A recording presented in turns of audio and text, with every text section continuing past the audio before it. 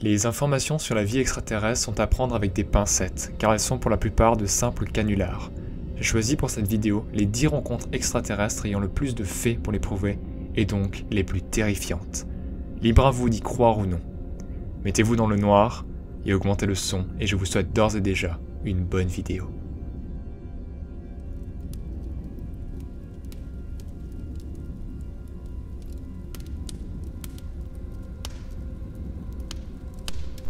Notre première histoire relate les événements du crash de Koyam. En 1974, les radars de l'armée américaine ont aperçu un objet volant non identifié se déplaçant à une vitesse de 3200 km/h au-dessus du golfe du Mexique. Cet objet a été défini comme un météore jusqu'à ce qu'il change brusquement de trajectoire, se dirigeant vers la petite ville de Koyam, comptant à peine 2500 habitants. C'est à ce moment-là que le radar de l'armée américaine a perdu la trace de l'objet. 1 heure plus tard, la radio locale de Koyam a annoncé qu'un avion s'était écrasé à proximité de la ville. Le matin suivant, 2 équipes ont été envoyées sur le terrain pour enquêter sur la zone du crash. La première équipe a trouvé l'épave de l'avion, mais aucun passager n'a survécu à l'impact. L'affaire aurait pu être close, mais quelques instants plus tard, les autorités mexicaines détectèrent un autre appareil endommagé non loin de là. L'armée américaine offrit immédiatement ses services, mais les autorités locales refusèrent. Pour finir, l'armée américaine ferma l'accès au site du crash, et plus aucune information ne fut transmise depuis.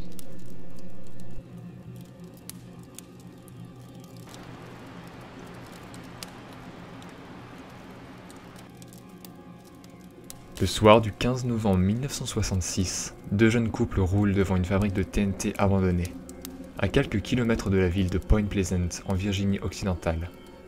Ils aperçoivent alors 2 points lumineux à proximité de l'entrée de l'usine et, intrigués, arrêtent la voiture.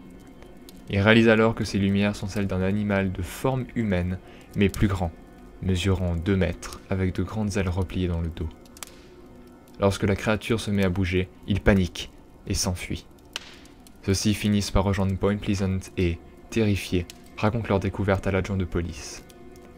Une multitude de personnes ont aperçu le Mothman au cours de l'année, toutes avec la même description de cette grande créature grise, possédant d'immenses ailes ainsi que 2 yeux rouges. La dernière apparition du Mothman fut en 1967 lors de l'effondrement du pont reliant la ville de Point Pleasant à celle de Canoga, faisant 46 victimes. Les habitants ont alors décrit Mothman comme annonciateur de mauvaises nouvelles.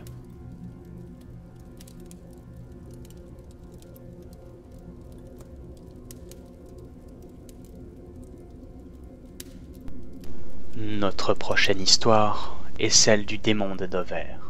Cette créature a été aperçue dès 1977 par 6 personnes en 2 jours à peine. Son nom est associé à la ville de Dover, dans le Massachusetts, où on le rencontra pour la première fois. Le 21 avril 1977, à 22h30, Billy Barlett, accompagné de 2 de ses amis, roulait dans la forêt, proche de Dover, lorsque Billy remarqua que quelque chose avait bougé dans les bois. Intrigué, et pensant qu'il s'agissait d'un chien, il alluma ses phares, et découvrit avec stupeur qu'il s'agissait d'une créature qu'il n'avait jamais vue auparavant. Ce n'était ni un chien, ni un chat. Il ne possédait pas de queue et avait une tête en forme d'œuf. Son corps ressemblait à celui d'un bébé, mais ses bras et ses jambes étaient extrêmement allongés. Sa tête faisait la même taille que son corps et il était extrêmement pâle. 2 heures plus tard, John Baxter, un adolescent de 15 ans, remarqua lui aussi la créature, mais celle-ci s'enfuit aussitôt. Baxter, pensant qu'il s'agissait d'un enfant qui s'était perdu, le suivit dans les bois. Il courut longtemps et s'arrêta finalement pour reprendre son souffle. Il remarqua que la créature était debout à côté d'un arbre, juste devant lui, l'observant avec ses grands yeux jaunes. Comprenant qu'il ne s'agissait pas d'un enfant, mais d'une chose qu'il n'avait jamais vue, il prit la fuite et donna une description identique à la police. Barlett et lui-même décrivirent la même créature. 2 autres personnes ont aussi vu la créature et ont tous 2 donné une description similaire. Le mystère reste entier encore aujourd'hui.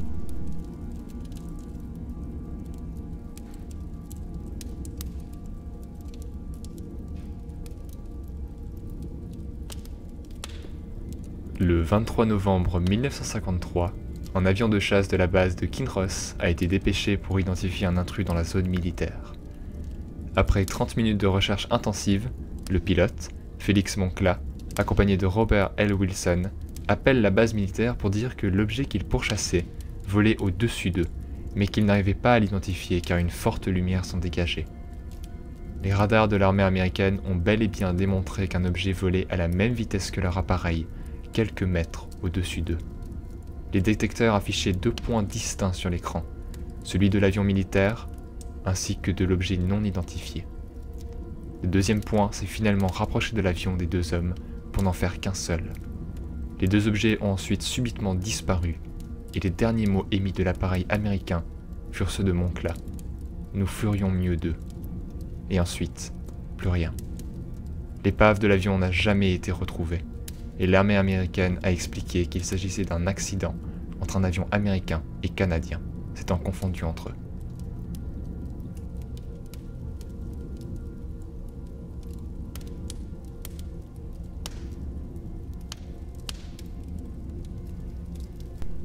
La prochaine histoire est celle de l'enlèvement de Barney et Betty Hill. L'enlèvement de Barney et Betty Hill est l'un des premiers à avoir eu lieu et reste à ce jour un des plus célèbres. L'enlèvement supposé prend place en 1961, lorsque le couple avait une quarantaine d'années. Les 2 personnes décident alors de partir quelques jours en vacances au Canada. Et, dans la nuit du 19 au 20 septembre, les Hills distinguent une étrange lumière dans le ciel, semblable à un satellite, mais se déplaçant bizarrement. Ils n'en prennent pas compte et décident tout de même de promener leur chien dans la forêt.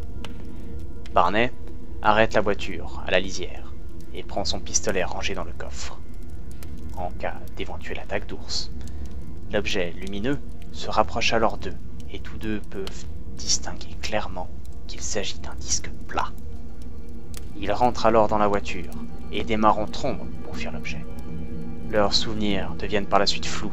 Ils ne se rappellent que d'une série de bip.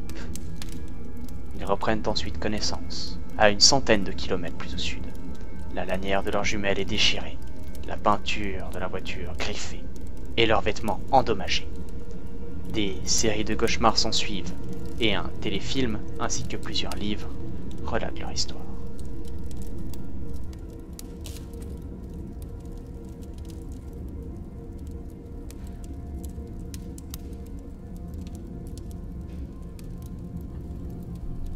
Des dizaines de témoins disent avoir rencontré ces gobelins d'Hopkinsville. Parmi ces témoins se trouvaient 2 familles possédant une ferme, d'autres civils n'ayant aucune connexion avec ces dernières familles, ainsi que plusieurs autres personnes dans beaucoup de pays différents. Tous les civils, dont des policiers ainsi qu'un soldat, ont décrit plusieurs lumières dans la forêt, ainsi que d'étranges bruits. Les 7 membres d'une des familles vivant à la ferme ont dit être terrorisés par de nombreuses créatures semblables à des lutins. La description donnée par tous les témoins est la suivante. Environ 1 mètre de haut, de longues oreilles pointues, des membres extrêmement maigres proches de l'atrophie, ainsi que de longs bras munis de griffes. Les créatures étaient toutes de couleur grise et d'aspect métallique. Certaines fois, ces êtres d'apparence humanoïde lévitaient à quelques centimètres au-dessus du sol. Mais les créatures n'entraient jamais dans les maisons et se contentaient de fixer du regard les membres de la famille, totalement terrorisés par ce qui se produisait. La peur que vivait la famille était trop grande, et tous décidèrent de fuir de la maison et se dirigèrent vers le commissariat de police pour demander de l'aide. Le shérif d'Hopkinsville, ainsi que 20 autres officiers arrivèrent sur les lieux, mais les créatures n'étaient plus là. Seules des marques de griffures et plein d'objets endommagés, jonchant le sol, témoignaient du passage des créatures.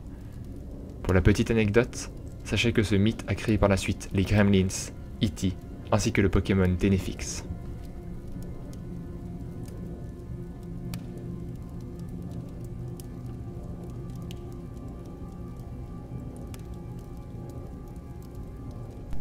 La bataille de Los Angeles est le nom donné à un événement s'étant produit dans la nuit du 24 au 25 février 1942.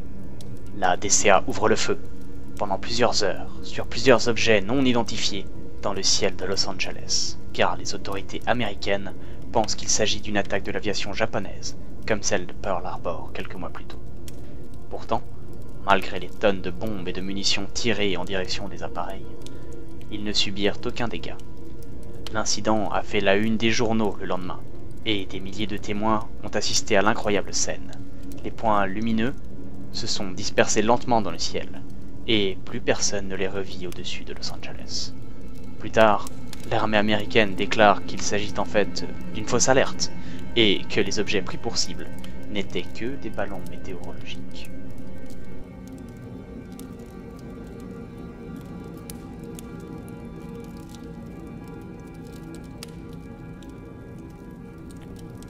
Ata est le nom donné au squelette trouvé en 2003 lors d'une fouille archéologique dans le désert d'Atacama. Le squelette, de forme humanoïde, mesure environ 15 cm. Son crâne est de forme irrégulière et disproportionnellement grand. Les archéologues pensaient que le cadavre datait de plusieurs siècles, mais il s'avéra qu'il était âgé d'à peine 40 ans. Le nanisme est une hypothèse qui expliquerait la cause de la petite taille du squelette, mais aucun gène lié à cette maladie n'a été trouvé. Une hydrocéphalie pourrait être la cause de la forme du crâne, ainsi que sa taille, mais le mystère n'est toujours pas résolu, et les questions au sujet d'Ata restent entières.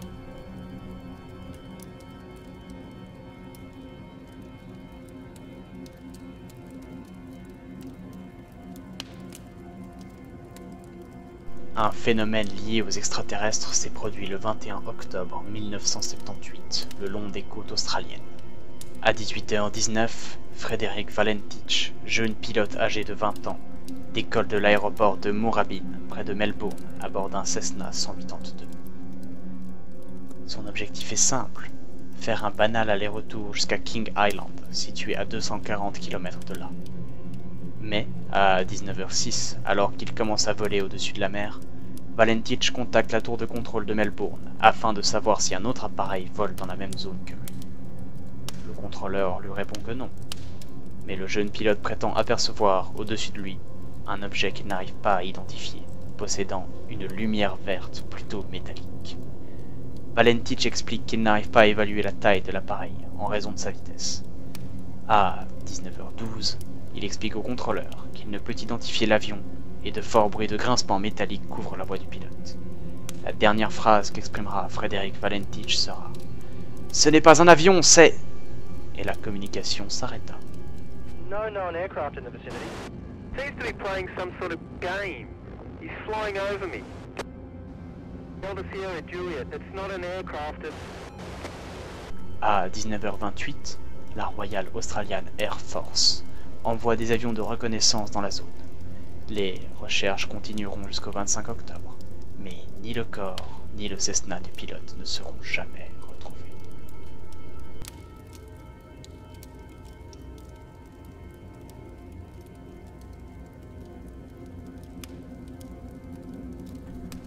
Le 12 septembre 1952, 3 enfants ayant entre 12 et 13 ans jouaient sur le stade de foot du village lorsqu'ils aperçurent une lumière rouge descendre du ciel et se poser dans la forêt.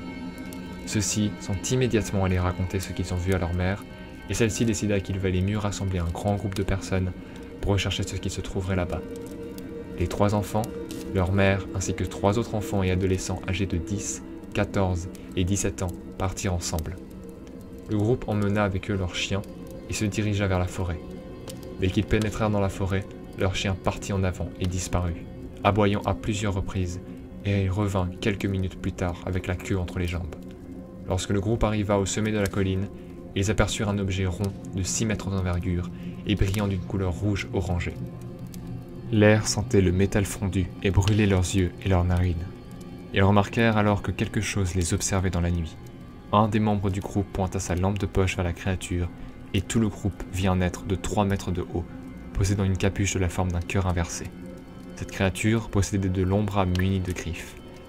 Dès que l'adolescent pointa sa lampe de poche sur le monstre, celui-ci avança rapidement vers eux, et tout le monde prit la fuite.